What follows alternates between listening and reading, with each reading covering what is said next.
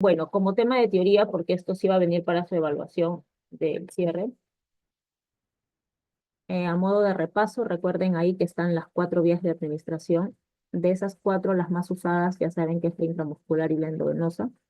Siempre por esas dos vías les van a buscar, ya sea porque les duele. Recuerden, las consultas más comunes es dolor, inflamación y fiebre. Siempre los pacientes los van a buscar por esas tres cosas. Ya, Maribel, no hay problema. Intramuscular, simulan que van a poner vacunas. Incluso, chicas, a mí a veces hay compañeras que me piden si conozco a alguien para que les ayude a inyectar, a vacunar en campañas. Y yo muchas veces que llamo a algunas alumnas me dicen que no pueden. Entonces, siempre es bueno, ¿no? Que ustedes sepan esto sí es importante, tienen que aprender. A veces llamo o a veces me piden para cuidar a un adulto mayor o para atender, ¿no? Podrás avisar a alguna alumna tuya, ¿no? Les llamo, les aviso, no puedo, no puedo. Bueno, entonces, si ustedes logran aprender, siempre las van a pedir o las van a llamar, las van a solicitar más para vías de administración, o sea, que administres medicamentos, ¿no? Que pongas guía, que pongas vitaminas, que pongas inyectables. Entonces, siempre te van a pedir inyectables, ¿ya? Y siempre te van a pedir que sepas esto, ¿no? Que sepas inyectar. Entonces, aprovechemos mañana la última clase para que refuercen todo lo que ustedes desean reforzar. ¿Ya? Entonces, intramuscular y endovenoso, ya saben, las dos vías más utilizadas. Si ustedes ya saben poner vía, ya saben hacer transfusión sanguínea porque es lo mismo. En realidad es lo mismo, el mismo procedimiento que ustedes hacen para poner vía, igualito es para poner sangre. La única diferencia es que en vez de suero estás poniendo sangre, pero el procedimiento es igual, pones una vía, lo conectas, canalizas con el catéter, es el mismo procedimiento. ¿Ya? La intradérmica, como recordarán, no es muy utilizada, más es para pápulas, para pruebas de sensibilidad, para poner la vacuna de la BCG en la etapa de la atención inmediata de recién nacido. Ya está de más decirles las zonas de aplicación, ya eso le hemos hablado de la intradérmica, de la endovenosa igual, lean la M venosa del codo, eso de todas maneras se los voy a preguntar, la M venosa del codo. En la endovenosa, recuerden ustedes que hay dos venas superficiales del brazo, que son la basílica y la cefálica, pero la basílica es la más gruesita y es por eso que esa se utiliza generalmente para la venopunción, la basílica. Quienes conforman la M venosa del codo, cómo se anastomosan esas venas, eso también recuerden, ¿no? La basílica, con la mediana basílica, la radial superficial, ¿no? La cubital superficial con la mediana cefálica y la M mediana del antebrazo. Entonces, ¿cómo están formadas esa M venosa del codo? Esa es la que tienen que recordar. Por anatomía, muchas veces van a tener pacientes de que no se, ustedes ya han visto las venas de sus compañeras, ¿no?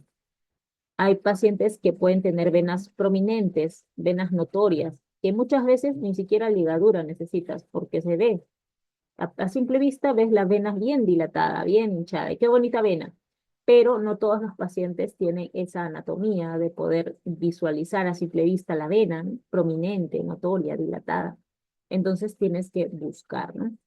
Cuando buscas la vena, ya saben que es con la ligadura puesta para que puedas generar la dilatación, que mueva el brazo la paciente o que mueva la mano, ¿no? Que abre y cierre, que haga puño, que nos ayude.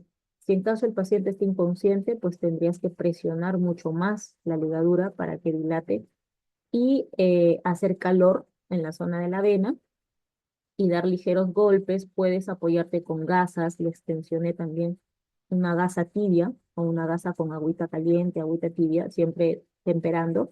Lo pones encima de la vena y el calor generaba vasodilatación, ¿no? El frío generaba vasoconstricción. Entonces, si tú le pones una gasita con agua tibia encima de la vena, además de eso le pides al paciente que mueva, que abra y cierre y con la ligadura puesta, va a dilatar. La vena va a dilatar. ¿Ya? Casos extremos, paciente deshidratado, paciente chocado, ¿no? Paciente que está desnutrido. En esos pacientes sí es más complejo canalizarle una vía porque sus venas se suelen colapsar, se colapsan. Tú les punzas y ¡pum! se rompe, se rompe. En la paciente que falleció, que les dije en mi serum, se le canalizó, se le pudo canalizar una vía, pero como ya estaba ya la paciente, llegó un momento en donde estaba muy grave, se colapsaron las venas. Ya la licenciada, cuando llegamos al centro de salud, ya no lo podía canalizar. Y sí estaba en vena, o sea, estaba canalizándolo bien, pero ya no había mucho retorno, ya estaban colapsados. La paciente ya estaba ya en estado moribundo. Entonces, pacientes deshidratadas, pacientes chocadas, eh, desnutridos, ¿no? Es más complejo canalizarlo. En pacientes obesos también puede que el mismo tejido adiposo cubra los vasos sanguíneos y no permita de que puedas canalizar de manera adecuada, ¿no? Aunque hay algunos gorditos que sí se les ve bien las venas. Va a depender, como les digo, mucho de la anatomía. Hay pacientes delgados que no se les ve la vena y que se supone que por ser delgados debería de ser más notorio, pero no, va a depender. Entonces, para eso, ustedes ahí tienen que aplicar un poquito de anatomía. Si en caso no ven las venas, ahí ustedes visualizan la M venosa del codo, ¿no? Por aquí pasa la cefálica, por aquí pasa la basílica, la radial o la cubital, la mediana cefálica, la mediana basílica y la vena mediana del antebrazo. ¿Ya? ¿Cómo está conformado esa M venosa del codo? Si no encuentran en la M venosa del codo, se pueden ir al dorso del pie. En el dorso del pie también, o en la vena safena, también suelen punzar para poner vías. ¿Ya? Hay pacientes incluso que entran a sala con su vía en el pie, están canalizados en el pie, ¿no? Y así entran a sala a ser operados, horas, con su suero ahí en el pie. ¿Ya? Puedes buscar también en el dorso de la mano. Recuerden que de preferencia se recomienda que empiecen de la zona más distal a la más proximal, porque si empiezan de lo más proximal y no lo punzan bien, ya rompieron y dañaron todo el árbol venoso del brazo. Entonces, lo ideal es de que empiecen de lo más distal, o sea, de la mano, y vayan subiendo, ¿no? Si punzaron una vena que estaba bien, estaba notoria, pero no lo punzaron, o sea, no lo llegaron a canalizar, esa vena ya está dañada, ¿ya? Ya no pueden volver a punzar esa vena porque ya está perforada, ya está rota. Entonces, no se recomienda que vuelvas a punzar en la misma zona que ya punzaste porque hay riesgo de flebitis, ¿ya? Que es la infección, la inflamación a la vena. Recuerden que tenemos bacterias en la piel, bacterias que de cierta forma están equilibradas, ¿no? Pero si ustedes no realizan pues una buena técnica, una buena limpieza, una técnica aséptica y la antisepsia, la asepsia y la antisepsia, es posible de que esas bacterias puedan colonizar, puedan ingresar, puedan generar también esas infecciones, ¿no? Esas flebitis. Entonces, siempre en toda vía de administración que ustedes realicen, se tiene que hacer una técnica correcta de asepsia y de antisepsia. En la subcutánea, siguiente vía de administración, en el caso de la subcutánea, no es de las más utilizadas tampoco, ¿ya? Unas que otras vacunas se aplican por vía subcutánea. ¿Cuáles son? Esas se las voy a preguntar a ustedes, ya me parece que ya los mencioné. Si no, se los digo, en el caso de la vía subcutánea, se le aplica el SPR, que es el sarampión, papera, rubiola, se suele aplicar la vacuna contra la fiebre amarilla, cuando vas a viajar a zonas endémicas, viajas a la selva. Si te vacunas contra la fiebre amarilla, tiene que ser 10 días antes de que viajes. Te puedes vacunar también contra la rabia que mordió el perro y quizás quieres, por prevención, ¿no? Para evitar la rabia humana, vacunarte, entonces te van a vacunar por vía subcutánea. La vacuna contra la rabia te lo aplican incluso por el abdomen, por la zona periumbilical o también en el brazo, que son bastante comunes en la subcutánea. Medicamentos, por ejemplo, el tramadol pueden aplicarte, el tramadol puede aplicarse por vía subcutánea, como también por vía intramuscular, como también por vía endovenosa, pero generalmente es por vía subcutánea, ¿no? La del tétano es intramuscular. La vacuna del tétano, influenza, VPH, COVID, todo eso es intramuscular. La gran mayoría de las vacunas son intramusculares. Unas que otras son subcutáneas, que es lo que les he mencionado, la SPR, la vacuna contra la rabia, la vacuna contra la fiebre amarilla. Eso te lo aplican del brazo un poquito más abajo, recuerdan la zona, ¿no? Tercio medio superior externo del brazo. Entonces, que es muy distinto al músculo deltoides, ¿ah? En el músculo deltoides es la vía intramuscular, donde te van a aplicar para esa zona, para esa vía intramuscular. Pero si te aplican por vía subcutánea, ya vieron la diferencia en la práctica que hicimos, ¿no? La subcutánea es más abajo del músculo, es donde hay grasa. Entonces, en el brazo como tal, ahí es donde se inyecta la vía subcutánea. Tramadol, heparina, enoxieparina, puedes aplicarlo. Insulina, clásico en pacientes diabéticos tipo 1, la insulina es lo que ellos se suelen inyectar todos los días porque todos los días comen. Entonces, paciente insulino dependiente, todos los días se tiene que inyectar insulina y la insulina se inyecta por vía subcutánea. Recuerden que al aplicar un medicamento por vía subcutánea, el medicamento va a ser liberado lentamente porque la grasa lo va a permitir que sea así. Si ustedes quieren que el medicamento sea liberado mucho más rápido, tienes que aplicarlo por vía intramuscular. Y los mismos vasos sanguíneos que tiene el músculo, porque es una capa altamente vascularizada, va a hacer de que actúe más rápido y se absorba más rápido el fármaco. Pero ¿por qué yo aplico por vía subcutánea? Porque yo quiero que libere despacio el fármaco, yo quiero que libere lento, de a poco. Es como el implante. No sé si han escuchado el implante anticonceptivo, el implanón. En el caso del implante, por ejemplo, le ponemos a la paciente que se quiere cuidar por un periodo de 3 años eh, debajo del brazo, ¿no? Es como una varilla, parece como un fósforo, ¿no? Tamaño de un fósforo, chiquito, que tiene tonorgestrel. Y ese medicamento, esa hormona, se va liberando de a poco, por ese periodo de tiempo que estás en tiempo de anticoncepción, ¿no? Entonces, en ese tiempo de 3 años es donde se va liberando el medicamento que tiene 68 miligramos de tonorgestrel, pero se va liberando poco a poco diariamente. Algo similar es en la vía subcutánea, algo similar. Vas liberando poco a poco el medicamento por la misma grasa que tienes ahí. Entonces, la, la liberación es lenta y continua, ¿no? Y en el caso de la intramuscular, que esta sí es bastante utilizada, en el intramuscular puedes poner vacunas, puedes poner medicamentos, puedes hacer tratamientos, generalmente dosis baja, poca dosis, no se utiliza mucho. Recuerden que entre 5 mililitros, exagerando 6, no pongan muchos medicamentos. ¿Por qué? Porque puedes generar abscesos también, ¿no? Se va a demorar en disolver ese medicamento. Entonces, no puedes poner 7, 8, 9 mililitros de tu jeringa, de tu medicamento en una sola nalga.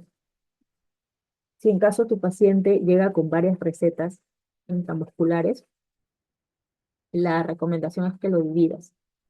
5 ml en una nalga y 5 ml en otra nalga. Ya, los 10 no lo puedes poner en una sola nalga.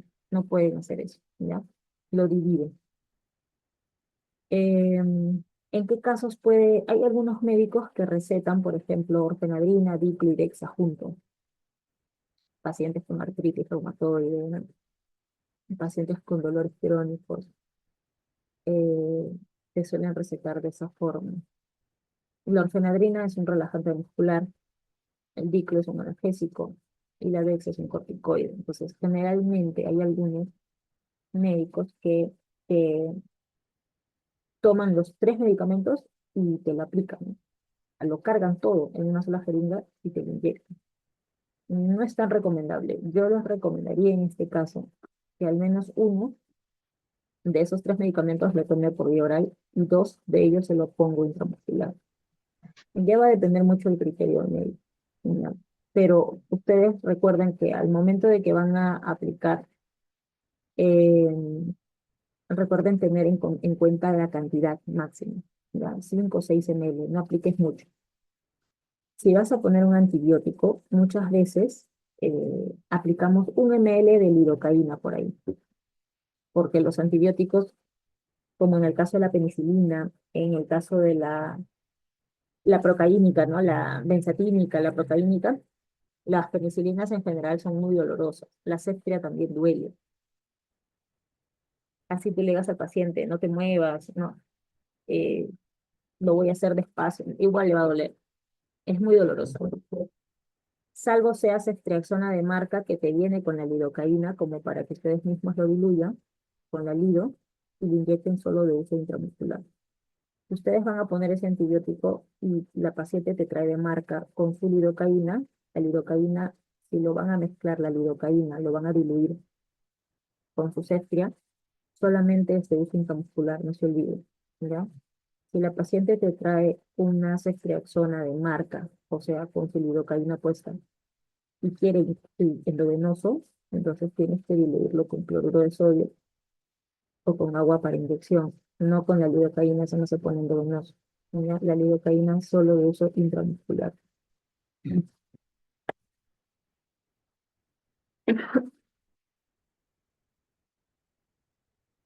La lidocaína viene de 5 ml, todo, con todo lo mezcla.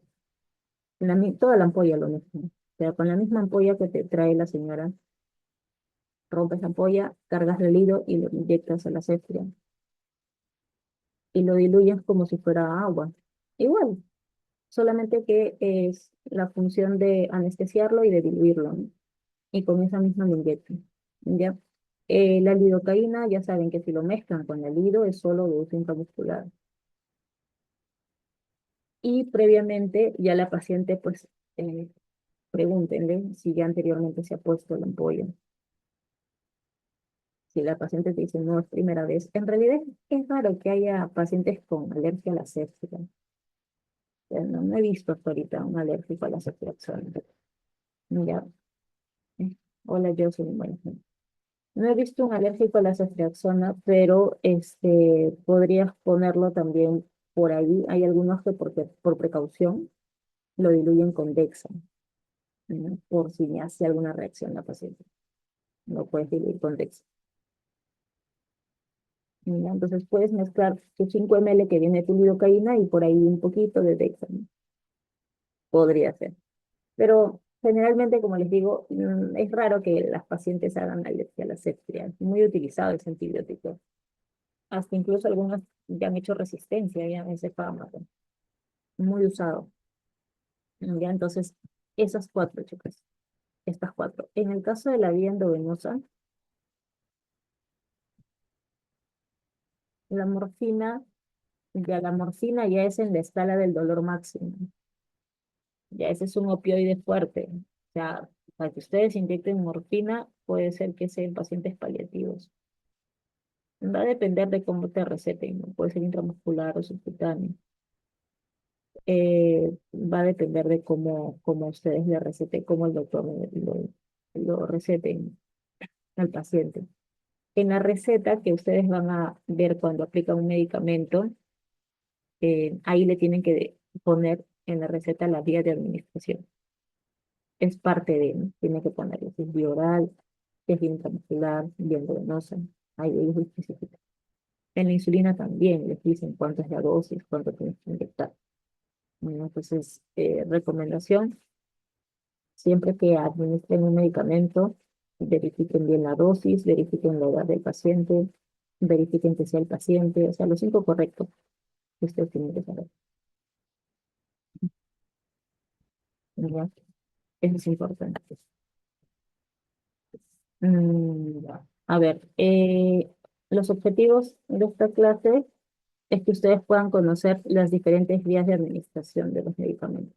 Ya saben que hay varias vías.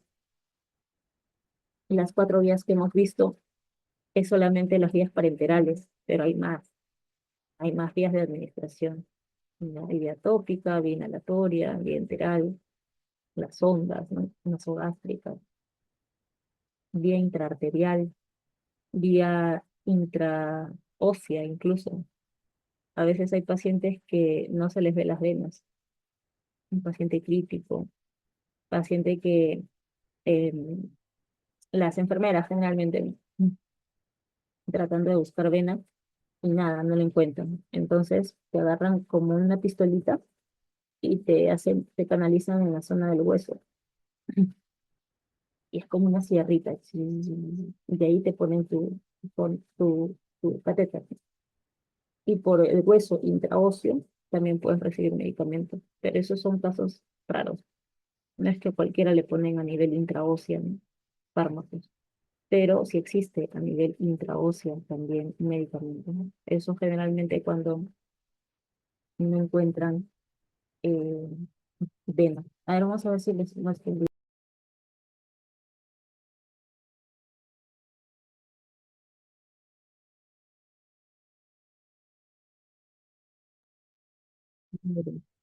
Bien trabajo. También es una vía de administración de medicamentos, como un taladrito, mira.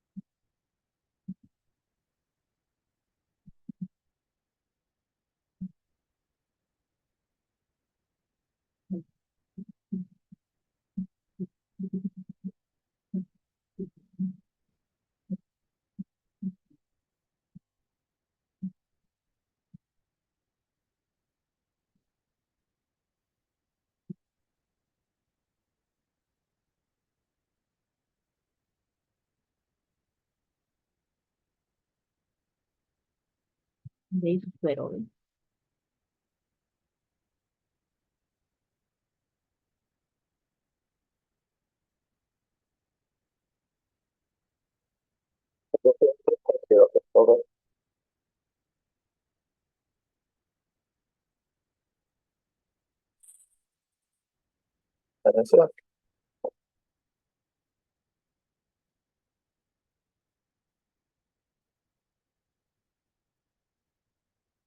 Función intraósea. El siguiente video es con fines. No sé si voy a ya, pero para que tengan en cuenta que existe también esa función intraósea, que eso es como les mencioné en casos especiales, ¿no? Es una forma de administrar medicamentos también, pero directo hacia el hueso. Cuando no notas venas. Perdón. Acá lo están haciendo en un pollo. Aplicación en otras técnicas de acceso venoso. Resulta considerable para poder traspasar la corteza ósea y debe realizarse mediante movimientos semirotatorios. Una vez se percibe la desaparición de la resistencia a la introducción o escuche un plop, se retirará el estilete y efectuaremos una aspiración mediante jeringa que contenga suero salino al 0,9%. Sabremos que es el lugar indicado cuando ha cesado la sensación de resistencia. La aguja se sostiene inmóvil firmemente. Se aspira material medular con la jeringa. Ausencia de extravasación en tejidos colindantes tras inyectar lentamente 2 a 3 mililitros de suero fisiológico. Ausencia de resistencia a la inyección rápida de 10 mililitros de suero fisiológico. Conecte el sistema de extensión y la llave de 3 vías. Fije el sistema a la piel. Complicaciones. Necrosis, síndrome compartimental, embolia grasa, osteomelitis, lesión de la placa de crecimiento, sepsis, fractura. Recuerdo, esta es una vía provisional. la cual deberá ser usada máximo por 24 horas, ya que hay mayor probabilidad de desarrollar complicaciones.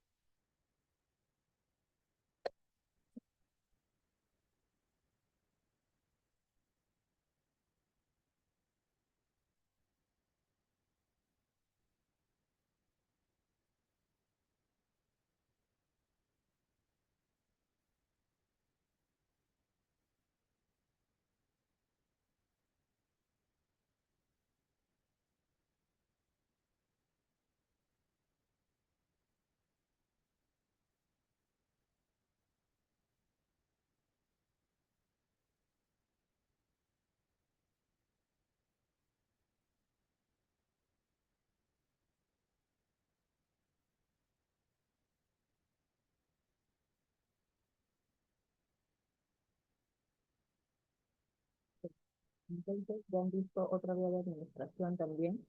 En este caso es la vía intraósea. Es una forma de aplicar medicamentos. Es pacientes muy críticos, pacientes que no se les puede ver las venas, no se les identifica bien. Generalmente puede ser en el brazo o puede ser en la pierna también. Siempre es en las zonas proximales de los huesos largos. ¿Ya? Entonces ahí es donde se puede, con ese dispositivo que es como un taladrito, ingresa y perfora el hueso y ahí es donde se conecta con con un equipo. ¿Ya? Entonces ahí es donde ustedes pueden administrar medicamentos, pero eso ya lo hace en manejo médico, no es que lo haga cualquier profesional o cualquier persona. Generalmente los emergenciólogos, ya, los internistas. Es una emergencia, sí, es una emergencia, o sea, son cosas o casos más complicados. Ya que. Ok, entonces, nosotros a fines prácticos, con las cuatro vías de administración que ya ustedes conocen, con eso está bien, porque son las que más va a usar. ¿Ya? Entonces, el objetivo de la clase es que puedan conocer esas diferentes vías de administración parenteral, cuáles son las indicaciones, las ventajas, las desventajas. No, no todo es bueno, ¿ah? O sea, no por poner una vía, eh, todo es ventajoso, ¿no? También tiene sus desventajas. ¿Ya? La cantidad de suero que le apliques tiene cierta desventaja porque si le aplicas en exceso el cloruro de sodio o el medicamento, le puedes encharcar al paciente, o sea, le puedes edematizar demasiado las células y generalmente puede fallecer por una insuficiencia respiratoria porque edematizas por edema al pulmón. Entonces, no es que ya le aplico cloruro, el paciente está con shock o el paciente está deshidratado y le inyecto o le doy pues 3 4 5 litros de suero a chorro, ¿no? Para hidratarlo. No, ya saben que todo en exceso es dañino. Entonces no pueden hacer eso. ¿Ya? La vía de administración de los medicamentos puede ser, si ustedes van a poner por vía parenteral, que es la intramuscular, intradérmica, etcétera, la acción va a ser sistémica. ¿Qué quiere decir? De que el efecto va a ser por todo tu cuerpo. ¿Ya? La acción es sistémica. Si la administración de la vía es parenteral, entonces la acción va a ser de inmediato, directa e inmediata. ¿Por qué? Porque los mismos vasos sanguíneos lo absorben, lo distribuyen por todo tu cuerpo y bueno, hace el efecto. A diferencia de que si aplicas una vía enteral, enterales pastillas. La acción es sistémica, sí, actúa a nivel de todo tu cuerpo. Si te duele la cabeza, te va a ayudar. Si te duele estás con dismenorrea, cólicos menstruales y con dolor de cabeza, la pastilla que tomaste te va a ayudar para ambos. Por eso se dice que es sistémica, o sea, en todo tu cuerpo, en todo donde sientas dolor. Pero si es vía enteral, va a ser más mediata, o sea, va a demorar un poco más. Si bien es cierto, en la vía parenteral, o sea, las ampollas, el efecto es más rápido. Y muchas veces acá el paciente dice eso, ¿no? Mejor recéteme, perdón, mejor recéteme ampollas, porque pastillas no me hacen nada, dicen. Y no es tanto así, sino que no es que no hagan nada las pastillas, sí cumplen el objetivo también, pero demoran de cierta forma.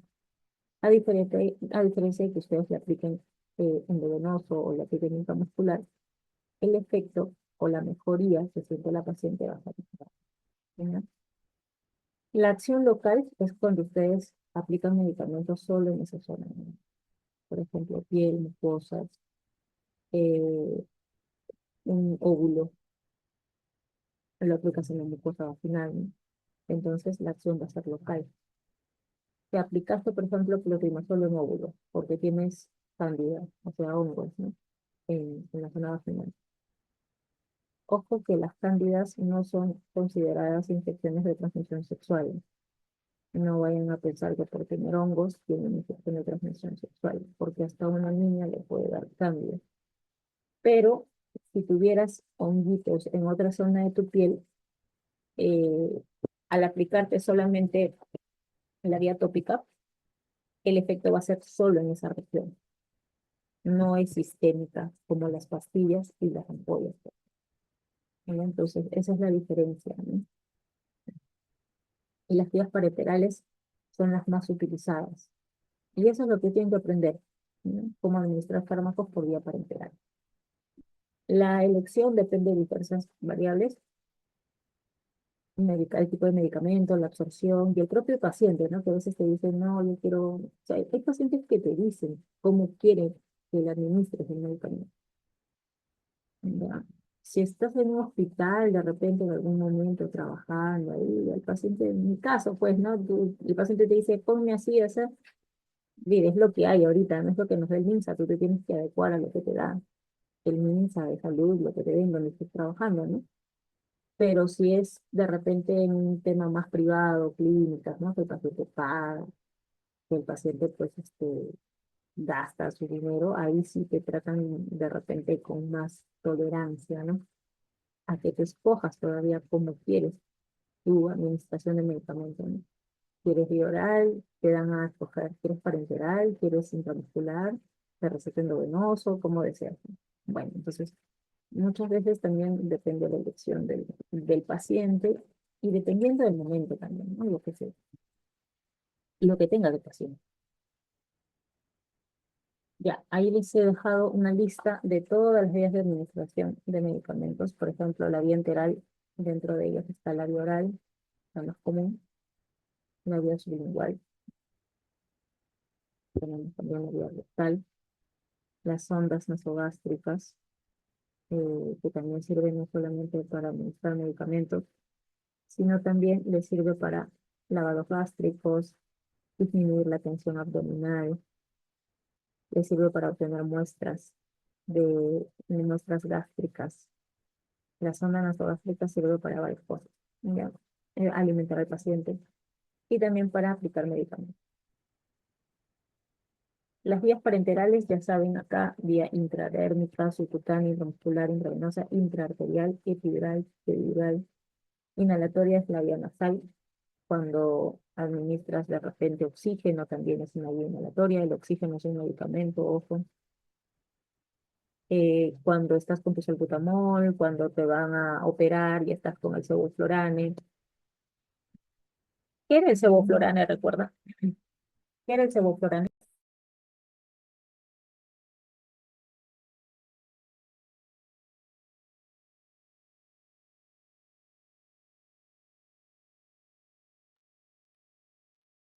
A ver, chicas, ¿qué era el sevoflurane?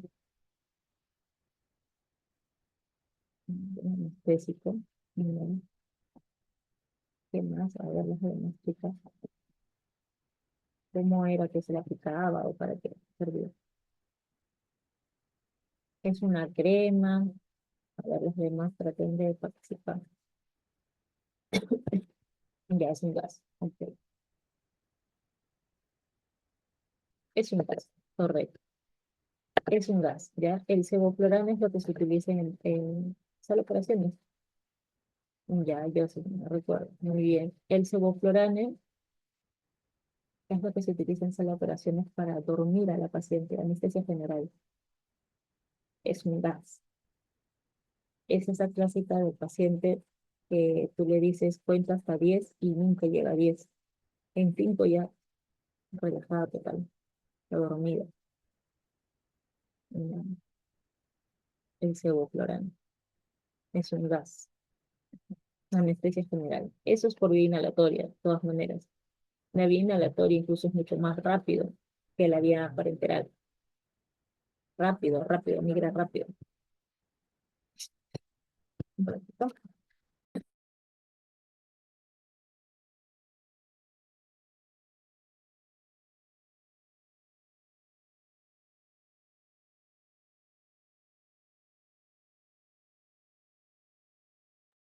Un ratito. A ver, para hacer un pequeño break entre unos minutos, ¿ya?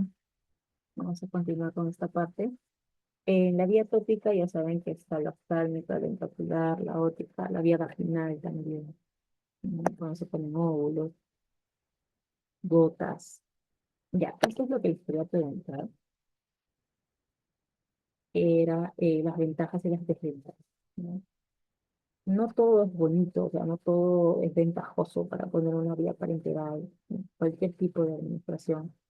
O sea, vas a encontrar algunas desventajas dependiendo de la técnica que utilizas, dependiendo de que si realizaste tu asepsia y tu antisepsia, dependiendo de que si tomaste en cuenta el calibre del catéter, tomaste en cuenta los signos de la vena, si la vena tenía flebitis y encima le punzaste, ya va a depender de varias cosas, de que o bien le ayudes o bien le peores a la paciente.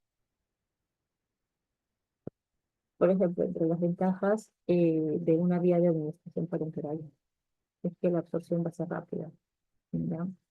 Tú le aplicas endovenoso y la absorción va a ser bastante rápida. No tan rápida como en las películas o en las novelas, pero sí es rápida al momento de administrar. Pero lo desventajoso de esto es de que si tú le aplicas muy rápido, ya saben que pueden hacer el shock de velocidad. Tu paciente eh, está tranquila, está echada, pero tú le estás aplicando demasiado rápido el fármaco, entonces puede empezar con náuseas, con vómitos, se jalean y muchas de ellas hasta se desmayan o vomitan, porque el fármaco es muy rápido y está poco diluido. Eso suele pasar más que todo cuando aplicas embolio, que es lo que vamos a hacer mañana. Cuando aplicas embolio, sí hay ese riesgo, ¿no? Los resultados son más fáciles, sí, de evaluar, esa es otra ventaja, porque ustedes mismos controlan la administración del fármaco. Sabes la dosis mínima, la dosis máxima del medicamento, entonces tú lo puedes controlar. Si le vas a aplicar por una vía intramuscular, sabes que es hasta 5 ml en una nalga, entonces es más fácil de evaluar la administración, ¿no? Otra ventaja de las vías parenterales es que puede controlarse la entrada al organismo, porque ustedes mismos lo punzan, ingresan al paciente. Puede usarse si está contraindicado otras vías de administración. Por ejemplo, tu paciente tiene hepatopatías, ¿no? Problemas hepáticos, o tu paciente está con emesis, hiperemesis, o sea, vómitos exagerados, exagerados. No le vas a dar pastilla, porque ese paciente no lo va a tolerar, y va a agarrar la pastilla y lo va a vomitar. Entonces, el siguiente paso es una vía parenteral. Ok, la vía enteral no funciona con esta paciente, está vomitando o está de repente inconsciente, no le vas a levantar para que tome la pastilla, ¿no? Entonces, vía parenteral, esa es una ventaja. Me sirve cuando la paciente no puede otras vías de administración y yo le podría canalizar una vía o le podría aplicar un inyectable y me va a servir, es una gran ventaja para mí y para poder ayudar a la paciente, ¿no? El medicamento se inactiva por el hígado, no se asegura el cumplimiento del tratamiento y están indicados en pacientes inconscientes o enfermos mentales, ¿no?, que no te colaboran. Paciente inconsciente, no le vas a decir, señor, levántese un ratito para que me haga puño, ¿no? Para que pueda yo canalizarlo. No se puede. Entonces, o levántese para que tome la pastilla, ¿no? No se puede, es inconsciente, el paciente no te escucha nada. Entonces optas por una vía parenteral, ¿no? Esas son las ventajas.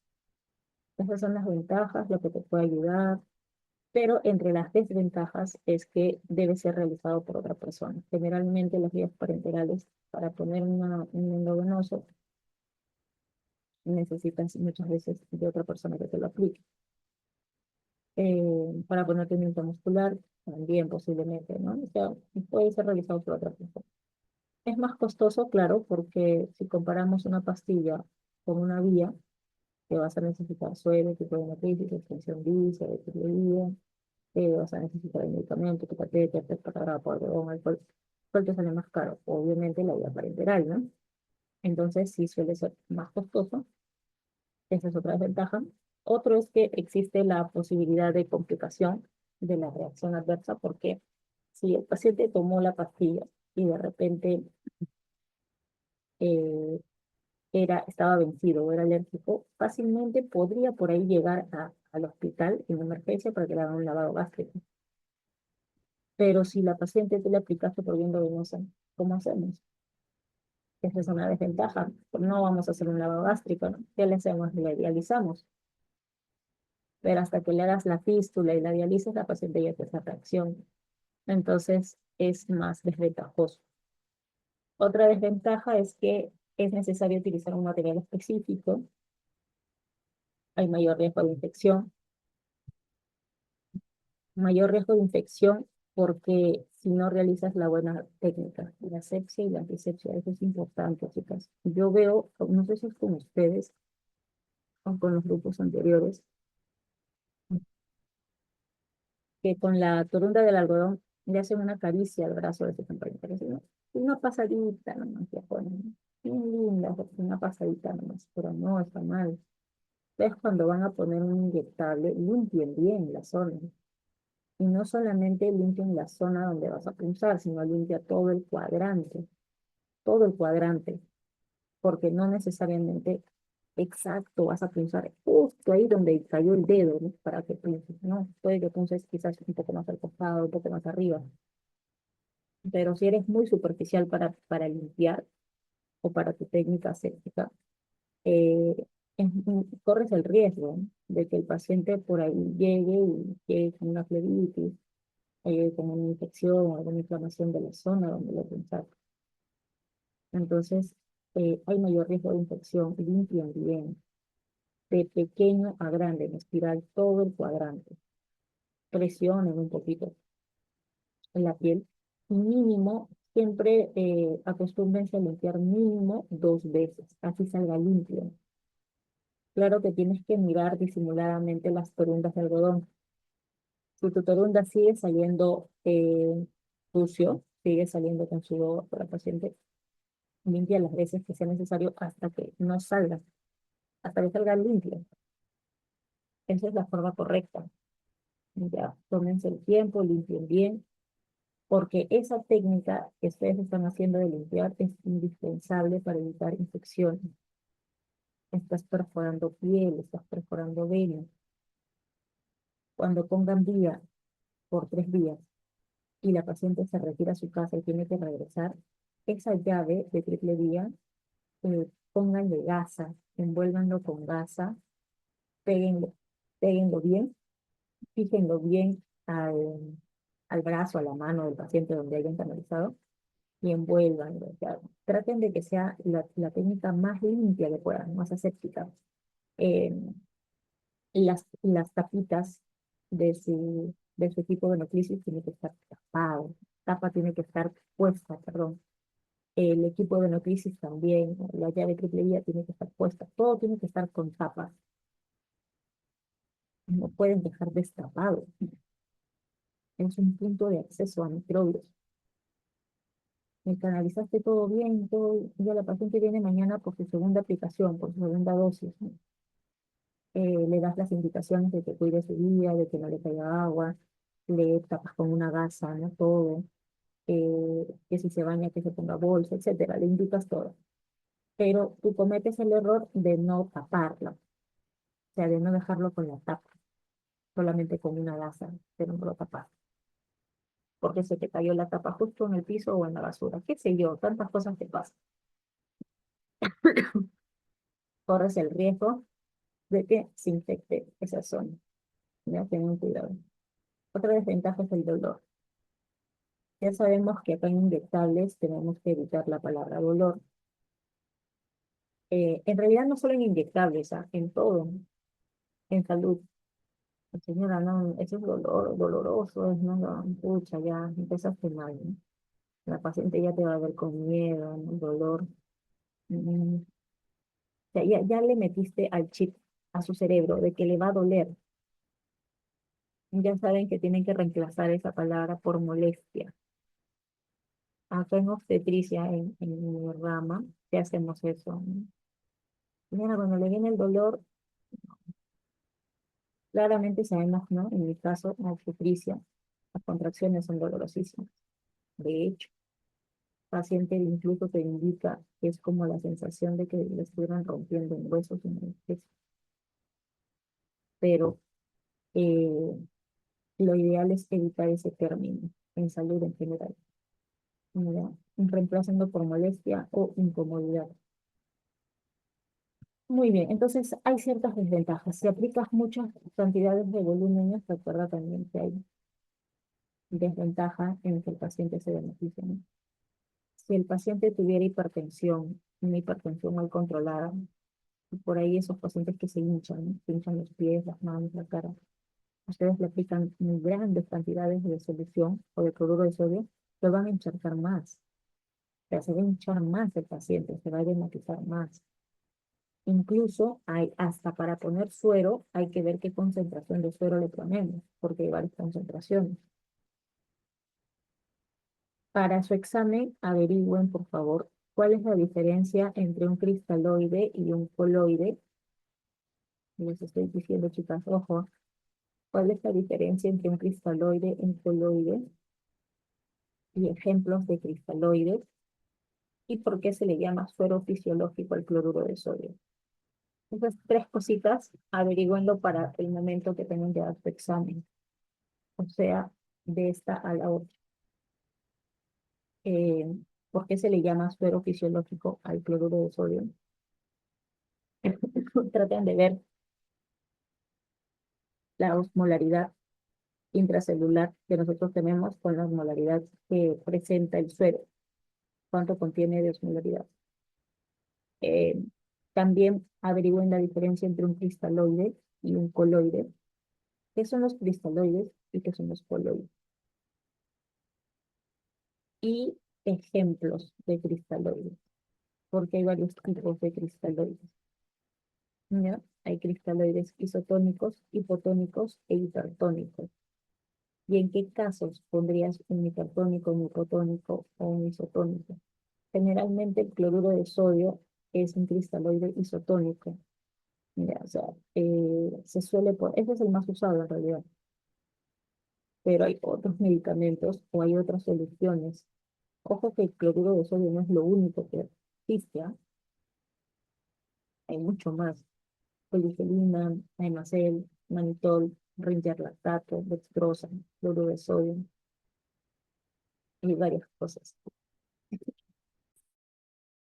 Ya, era cristaloide y coloide. Ya, ¿cuál es la diferencia entre un cristaloide y un coloide? Ejemplos, ejemplos de cristaloides. Eh,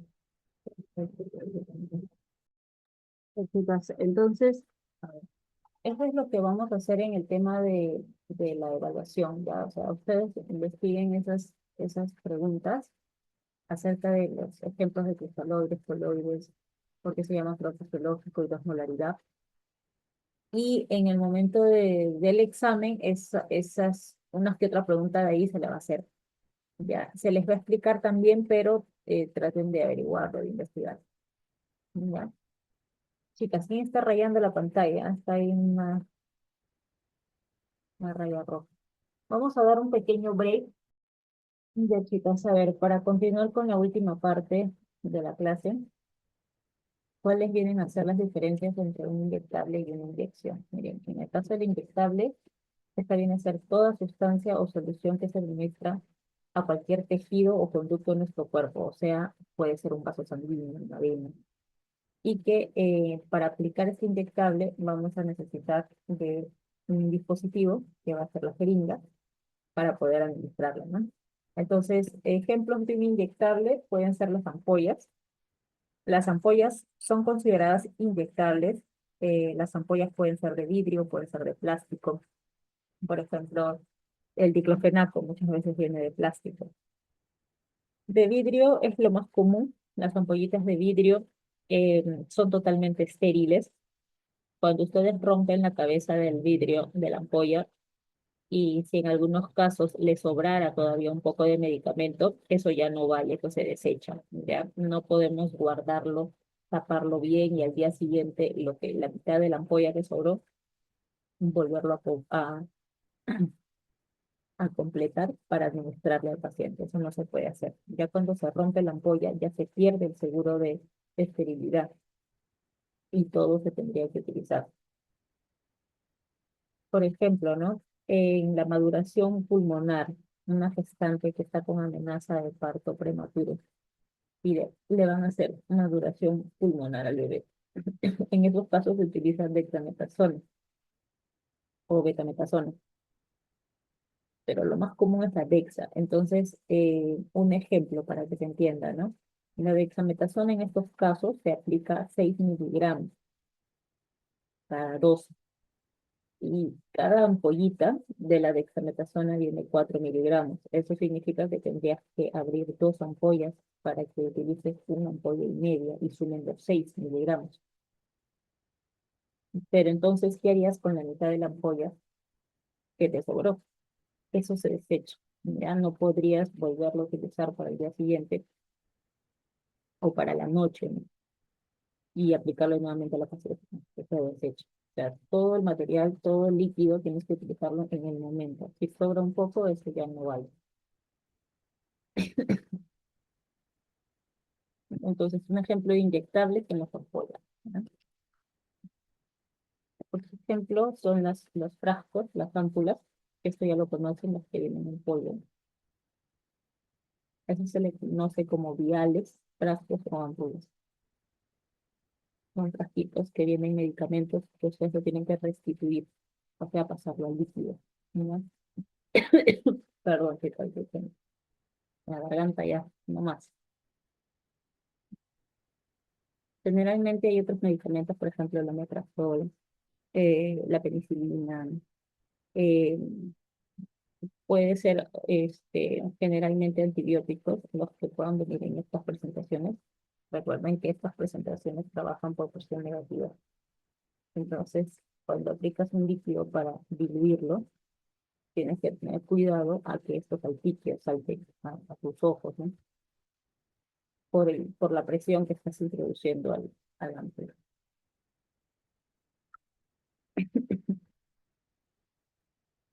Ya, entonces, los frascos, las ámpulas, los viales también son considerados inyectables.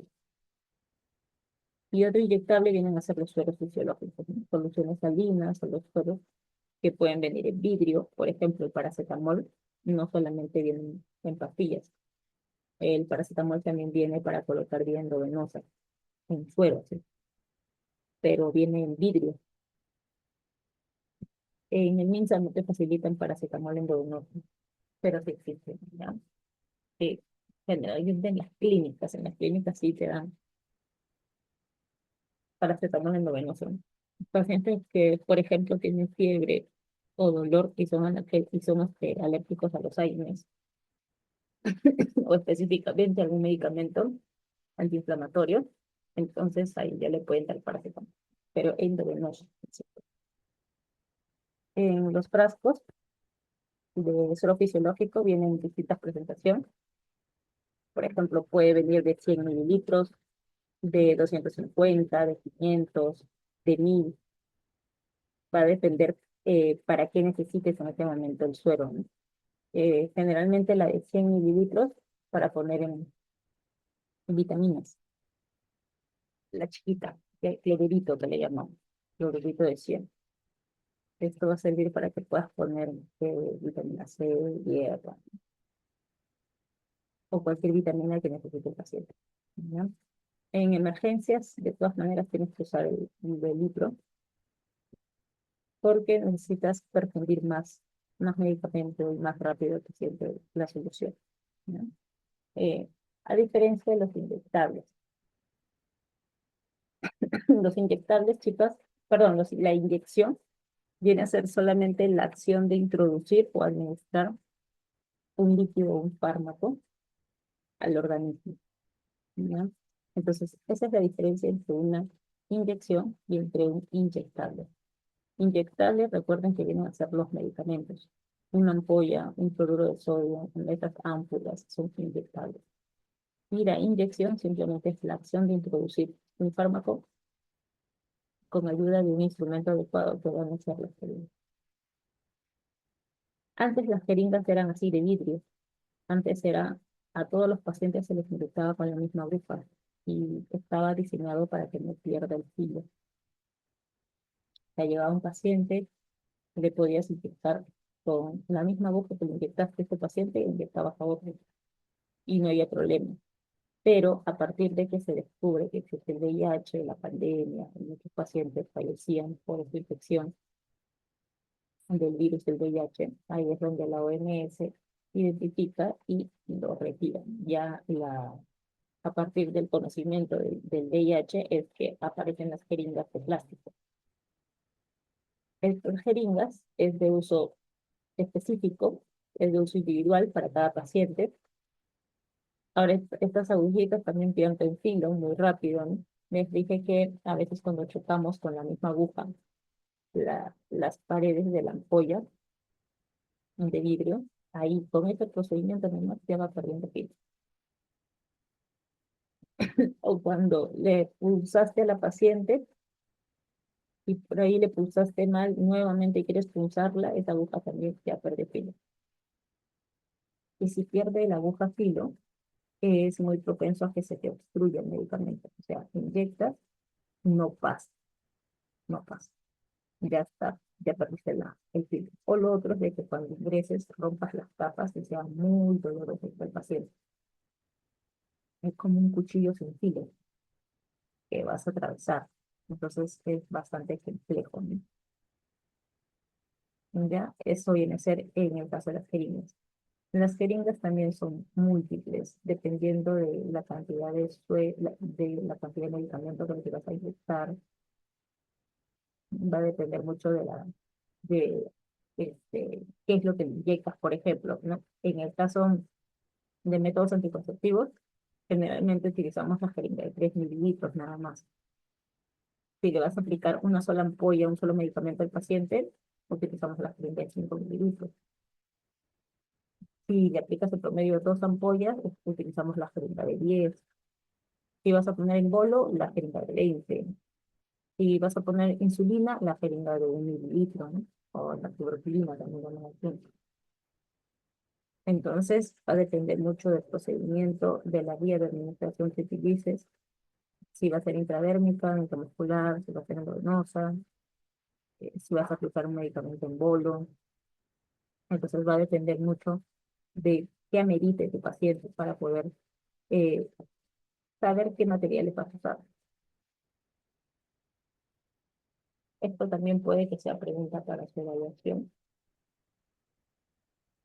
En el caso de las partes de la aguja y la jeringa, eso también es muy indispensable que recuerden, se les puede pedir que dibujen de repente todas las partes del equipo de la aguja. No se olviden que en el caso de la aguja, acá tenemos el bisel, que es ese huequito donde ustedes van a administrar el medicamento. Tenemos acá en la parte metálica, que es lo que se introduce, generalmente se introduce todo. Tenemos acá también el pabellón de color, ¿no? Estos códigos, estos colores, el cono de color está estandarizado a nivel mundial. Vayan a donde vayan, el color naranja siempre va a ser 25. Está estandarizado, la OMS lo estandariza a nivel mundial. Ya entonces, dependiendo del color del cono, es que te indica cuánto de calibre tiene la aguja que vas a usar. Tenemos el pivote, acá está.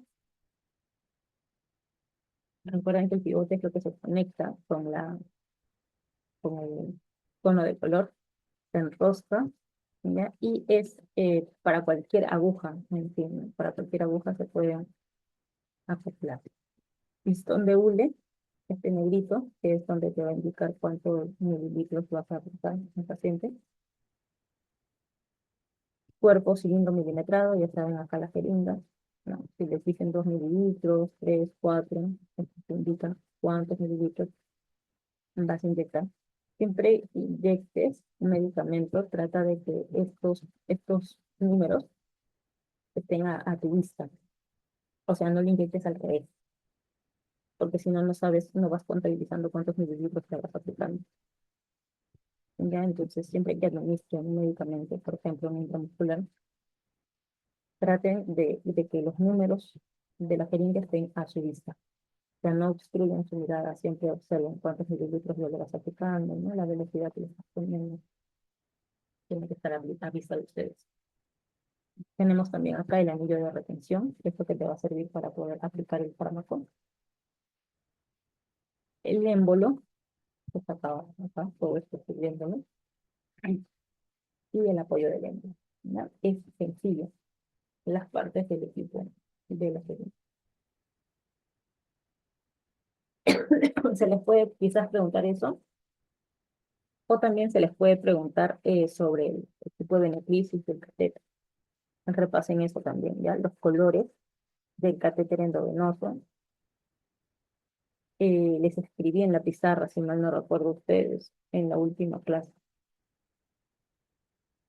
Ya, eso de todas maneras tienen que saber, porque muchas veces ustedes van a pedir los materiales al paciente, ¿no? Para poderlo inyectar.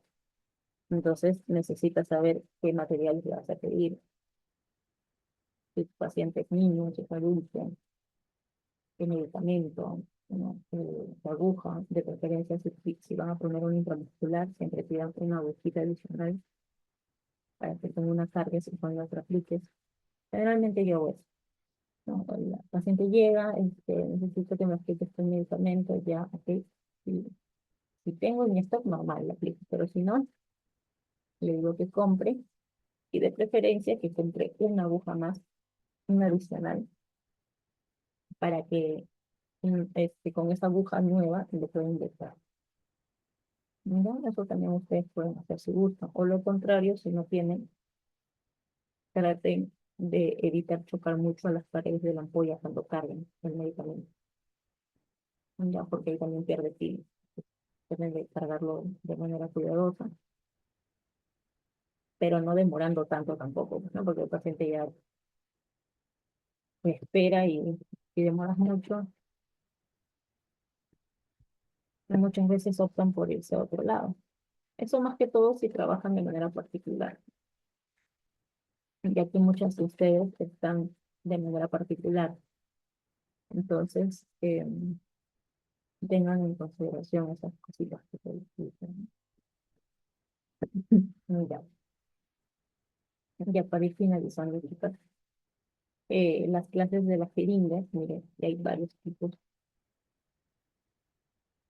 Va a depender cuál es la vía de administración que le apliques al paciente para poder escoger la jeringa. Ya, por ejemplo, ahí estamos con la jeringa tuberculina. Esto es más en diabéticos, intradérmica, subcutánea, ¿ya? Ahí ese tipo de aguja les va a servir a ustedes para poder aplicar, para hacer tus pruebas de sensibilidad, para aplicar una vacuna, la BCG que les dicen, ¿no? Que es vía intradérmica. Tienen también agujitas de 3 mililitros. Las de 3 mililitros les recordé que generalmente las utilizamos para métodos anticonceptivos, porque son pocos, pero tiene poca cantidad el método anticonceptivo. Entonces, generalmente usamos la de 3 ml. La de 5 ml usamos cuando es una ampolla, ¿no? Una ampolla intramuscular, de repente el ciclo nomás, y que es con el ciclo. Ya, le aplicas con 5 ml. O sea, ustedes antes de escoger la jeringa tienen que ver cuánto medicamento le vas a aplicar, ¿no? Si le vas a aplicar un medicamento que viene en uno nomás 4 mililitros y en la otra viene 2 mililitros, no vas a usar una jeringa de 5, pues, ¿no? Porque si las dos ampollas te suman 6, y tú vas a agarrar una jeringa de 5, te va a sobrar 1 mililitro de medicamento en la ampolla y no estarías cumpliendo con la dosis correcta de tu 5 correcta. Entonces, va a depender de cuánto medicamento necesites o cuánto medicamento vas a aplicar para escoger la jeringa. Igualito que con las venas y el catéter, ¿no? Primero evalúas la vena, ves, ya, si no es una emergencia, ya saben que puedes pedir calibres pequeños, no hay problema. Pero si es una emergencia, ya eso no lo vas a aplicar pues en tu casa, ¿no? Ya es hospitalario. Ya, entonces, con respecto a los catéteres, también recuerden que los colores, los calibres, con respecto a las agujas hipodérmicas, también los colores, los calibres, porque varían. ¿Ya? Y con respecto a las jeringas, lo que estamos viendo acá, ¿no? Que hay variedad, hay varios tipos. 1, 3, 5, 10 ml, 20 ml, 60, 50 ml. Esto generalmente lo utilizan más en veterinario. Las de 50, 60 ml lo utilizan más en veterinaria o también en sondas hematogástricas cuando vas a alimentar al paciente. Las partes de la aguja, bueno, esto ya lo saben, ya lo mencioné hace un momento. En la parte de atrás de la bolsa de la jeringa generalmente te dice el número del calibre de la aguja, ¿no? Te puede decir, por ejemplo, 21G, 21 1 y medio, 21 1 1/4. Recuerden que esas son variaciones de las agujas, pero lo que varía sería la longitud. El grosor sigue siendo 21, ¿no? O sea, la velocidad del medicamento va a seguir siendo la misma. Lo único nada más es que está aumentando un poquito la longitud de la aguja. Perdón, ¿no? Esas son con las variaciones. El bisel siempre tiene que ir hacia arriba. Ustedes tienen que observar el bisel para poder ingresar. El cono de color también tienen que identificar cuáles son los calibres. Como les mencioné, están internacionalmente estandarizados. Tienes que evaluar mucho la masa muscular del paciente, la edad, si el paciente es obeso, si es delgado, si tu paciente es un niño. De repente es un niño, pero es un niño gordito. O de repente es un adolescente y tú dices, uy, no, es muy chiquito todavía. Pero el adolescente es más grande que tú, es más grande. Y hay también, pero es chiquito, o sea, de edad, ¿no? Pero de tamaño, de masa muscular es grande. Entonces tienes que evaluar ahí tu criterio, ¿no? La teoría te puede decir muchas cosas, pero en el momento de la práctica tú tienes que ver a qué paciente te estás enfrentando, ¿no? Es un paciente, de repente es un paciente adulto, sí, pero es un adulto pequeño, bajito, delgado, o es adulto mayor que pierde masa muscular. O la paciente es adolescente, pero es grande, es gordita, más grande que nosotras, la adolescente. Entonces tienes que, dependiendo de la morfología, dependiendo del peso, dependiendo de la masa corporal en general del paciente, que ustedes evalúan primero y escogen qué calibre usar. Normalmente, ya saben que en un intramuscular, un paciente grande, adulto, es la 21, porque va a depender mucho, ¿no? O sea, si tú quieres llegar a, hasta el músculo del paciente, no vas a usar una aguja 25, pues no vas a llegar, no hay forma. No, aplícame la aguja chiquita, no es que tu vía es intramuscular. Si yo aplico con esta aguja, no va a llegar a tu músculo, se va a quedar hasta la dermis. Entonces, no hay forma de que te ponga con esa aguja. Recuerden que ustedes como personal o como personal calificado o ya teniendo conocimiento, ustedes tienen que dirigir al paciente. No es que el paciente nos diga qué hacer o nos direccione, ¿no? Así es, yo sé. Hay niños que tienen 10 años y tienen el peso de un adulto. Por eso mismo, yo les puedo decir en teoría, un niño no aguanta 23, pero si el niño es grande, es más grande que nosotros, ¿no? O el adolescente es más grande, más gordito. Entonces tienes que evaluar todos esos criterios.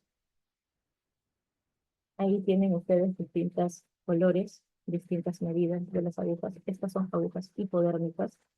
No se confundan con catéteres endovenosos, son distintos. En los catéteres endovenosos, recuerden que varían los colores. No les he pasado estas diapos, ¿no? Me confirman, por favor, para poderlos enviar y puedan ir repasando para la próxima semana.